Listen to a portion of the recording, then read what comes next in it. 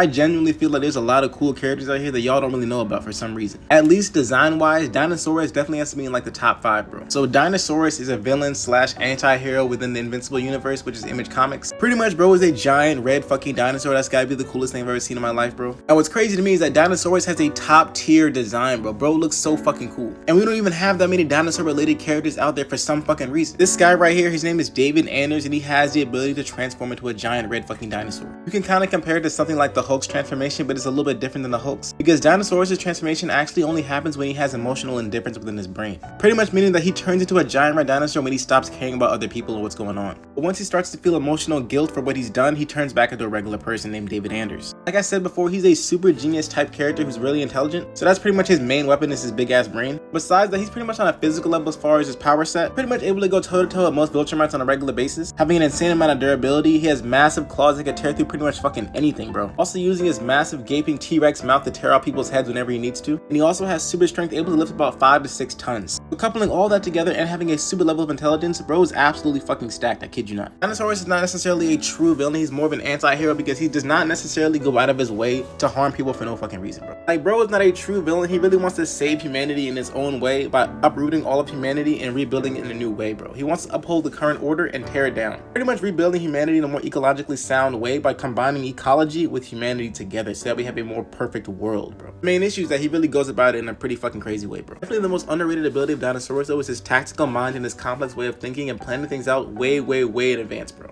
Genuinely a mastermind and a tactical engineer, bro can quite literally build anything he needs whenever he needs to get his plan fucking done, bro. Dinosaurus is dead as one of my favorite characters of all time, and I really feel like he's super fucking slept on for no reason, bro. What do you guys think about Dinosaurus? Do you feel like he's an underrated character? And by the way, if you guys did not know, I make these videos about superheroes every single day of my life, so if you love superhero content, follow for more videos, bro.